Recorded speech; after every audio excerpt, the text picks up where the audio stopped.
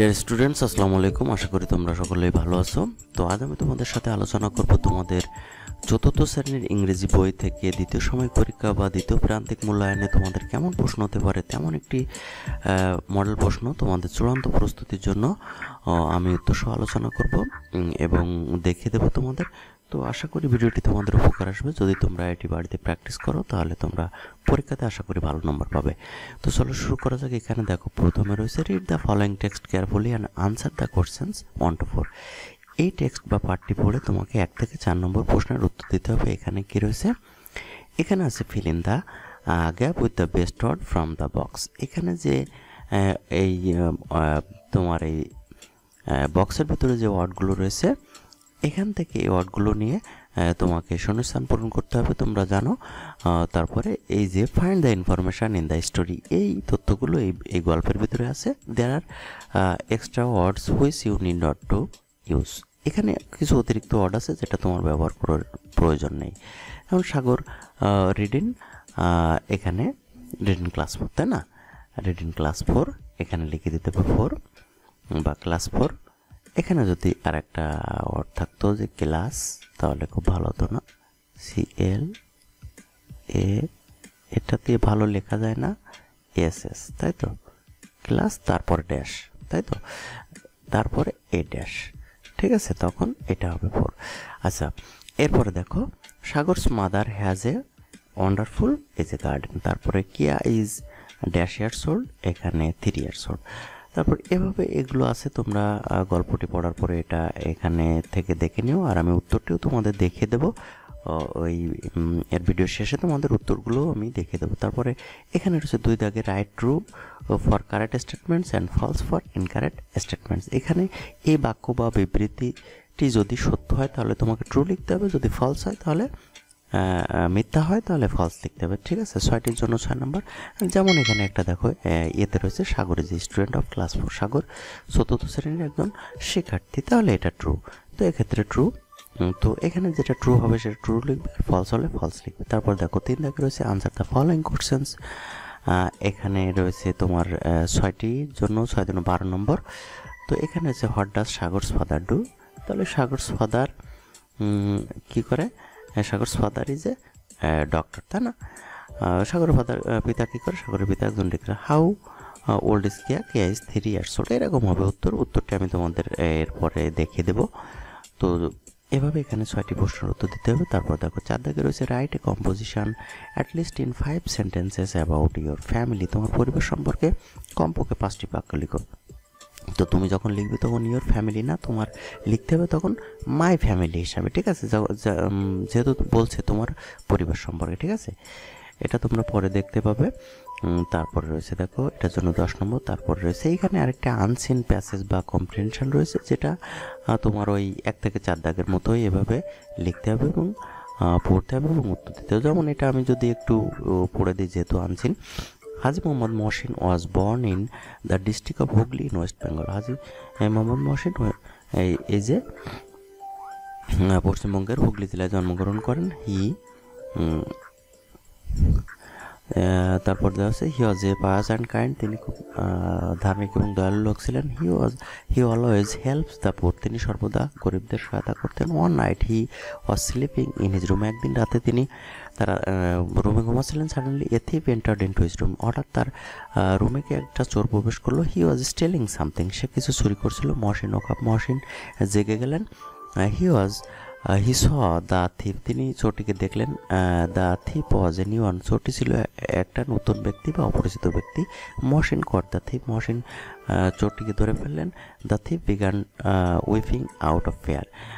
চোরটি ভয় কাঁদতে লাগলো। মহসিন আস্কড হিম। মহসিন তাকে জিজ্ঞেস করলেন হোয়াই আর ইউ স্টিলিং? কেন তুমি চুরি করছো? I am very poor man. চোরটি বলল আমি খুবই দরিদ্র। Today I have nothing to feed my children. আজ আমার শিশুদের খাওয়ানোর মতো কিছুই নেই। Replied the thief. চোরটি উত্তর দিল। Mohsin feel PT. মহসিন তার প্রতি সদয় হলো। He gave the thief some food and money. সে চোরটিকে কিছু টাকা এবং খাদ্য দিল। Then he set the thief free. তারপর সে চোরটিকে ছেড়ে দিল, ঠিক আছে? এখানে মহসিনের দয়ার যে বিষয়টি রয়েছে সে সম্পর্কে একটা প্যাসেজ বা কম্প্রিহেনশন রয়েছে। তো এখানে দেখো, এখানে 5 দাগে রয়েছে তোমার ফিল ইন দ্য ব্ল্যাঙ্কস। এখানে এই গল্পের ভিতর থেকে এই ওয়ার্ডগুলো তুলে দেওয়া হয়েছে, এখান থেকে তোমরা দেখে নিও।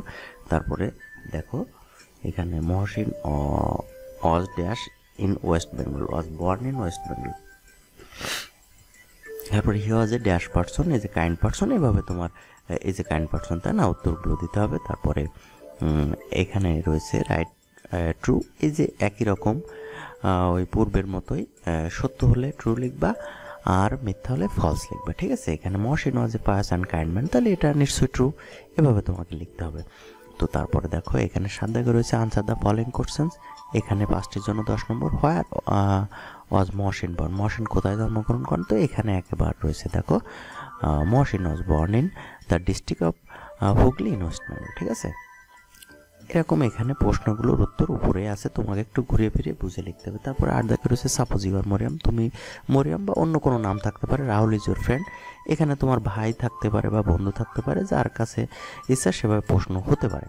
নাও write letter to him about Haji Mohammad Mohsin's kindness, Haji Mohammad মহসিনের দয়া সম্পর্কে তোমাকে একটা চিঠি লিখতে হবে। তো এখানে আমি বন্ধুর কাছে দিয়েছি, এখানে ভাইয়ের কাছেও হতে পারে বা বন্ধুর কাছে হতে পারে, এমনভাবে প্রশ্ন হতে পারে।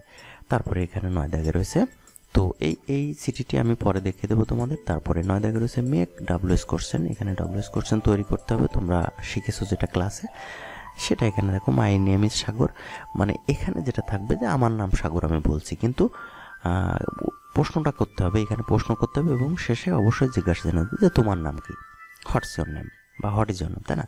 আই অ্যাম 9 ইয়ার্স ওল্ড, আমার বয়স 9 বছর। তাহলে হাউ ওল্ড আর ইউ, তাই না, তোমার বয়স কত, এখানে প্রশ্ন করতে হবে। যেমন আই রিড ইন ক্লাস 4, তাহলে what class are you in, তাই না, প্রশ্ন করতে হবে। এভাবে এগুলো করতে হবে।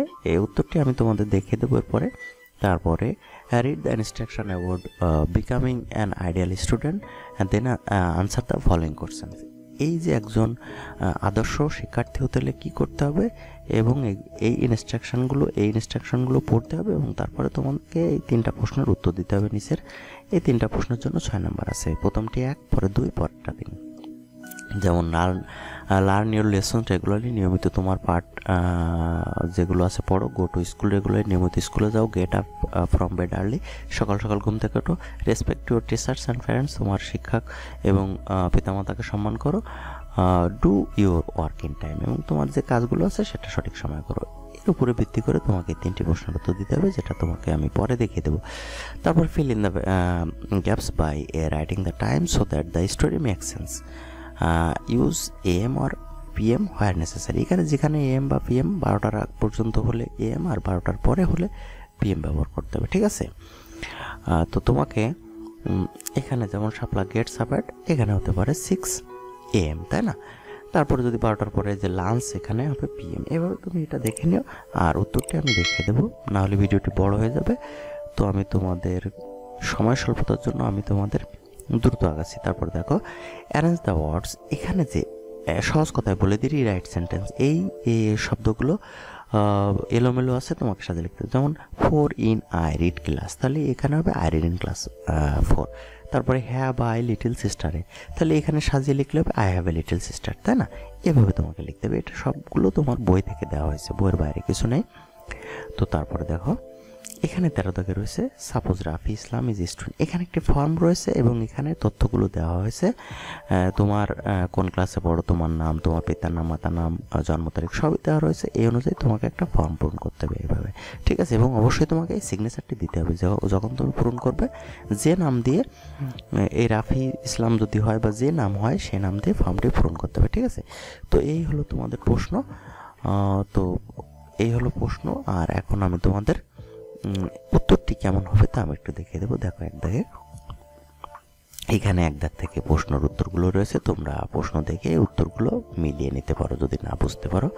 তো এখানে দেখো 2 দাগ, 3 দাগে রয়েছে, 4 দাগে মাই ফ্যামিলি যেটা লিখতে হবে সেটা রয়েছে এখানে। তারপরে 5 দাগে যে আবার তোমার ফিল ইন দ্য ব্ল্যাঙ্কস রয়েছে, 6 দাগে যেটা রয়েছে এই যে ট্রু ফলস, 7 দাগে যে কোশ্চেনগুলো রয়েছে 5টি, সে কোশ্চেনগুলোর উত্তর এখানে রয়েছে। তারপর 8 দাগে চিঠি কীভাবে লিখতে হয় বন্ধুর কাছে, সে চিঠিটি ওইখানে রয়েছে, ঠিক আছে। এই চিঠিটি কিভাবে লিখতে হবে প্রথম শুরু থেকে তারপরে কিভাবে লিখতে হবে সব এখানে রয়েছে। এখান থেকে তোমার স্টাম্প দিতে হবে, যে ঠিকানা কিভাবে লিখতে হবে সেটাও এখানে রয়েছে, ঠিক আছে। তো তারপরে দেখো এখানে 9 দাগে যে তোমার WS কোশ্চেন সেটা রয়েছে, এই যে হোয়াটস ইওর নেম, এগুলো সবই কিন্তু তোমাকে জিজ্ঞাসা চিহ্ন অবশ্যই দিতে হবে, কারণ এটা প্রশ্নবোধক বাক্য তুমি তৈরি করছো। তো তারপরে 10 দাগে রয়েছে এই যে কম্পিটেন্সি বেসড যোগ্যতা ভিত্তিক প্রশ্ন রয়েছে যে 3টি, সে 3টিই তার উত্তরে এভাবে লিখতে হবে। তারপরে রয়েছে 11 দাগে যে fill in the blank AM আর PM, সেটাও এখানে উত্তরটি দেওয়া রয়েছে। 12 দাগে যে রিরাইট সেন্টেন্স, যে ওয়ার্ডগুলো সাজিয়ে লেখা, সেগুলো এখানে রয়েছে, এখান থেকে দেখে নিতে পারো।